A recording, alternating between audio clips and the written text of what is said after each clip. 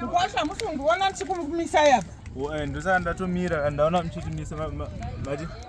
Ndati zvamasema ndita munazvona.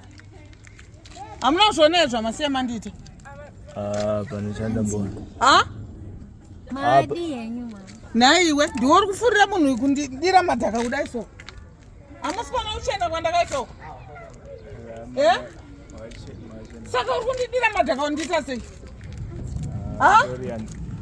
Iwe kurumidza kuburuka. Buruka uye ndipukute madhaka. Zvakama ndezvechi? Haapone driving. Madhaka ndami. Iwe madhaka ese wonawo. Inenge iri kumhanya mirai mandipukachenzira madhaka. Kurumidza tora changu. Mama. Sarundacha. Akusati kwana mbrandi ndoya kuda naye. Saka madhaka mbrebo. Saka ndiri fani. Ukudaro ndiri fani. Ndiyati madhaka acho. Iwe wechisabwe chauri kuda kundipukuta here kana kuti kuramba uchitaura neni kana kuti ndototora yeyu murume wako aenda aite mkwasha wangu. Taura zvauri. Kurumidza mkwasha. Yesisebereu. Kutaura nawo kuti chi? Zvichingoda kutaura.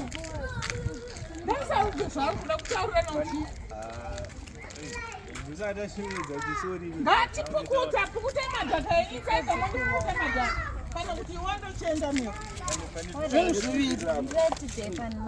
Papa pesa. Anditi munhu anoita uniwo. Ndipukute. Pukute. Muda kujairira vanhu imimi nenzira ndiri kufamba netsoka. Mondi jaira manje andikona drive. Ndaiona kuti andikona drive. Pukuta futi rimwe. Pukuta.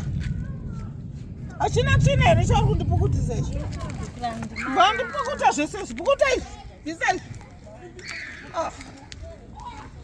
Muchida kujaira.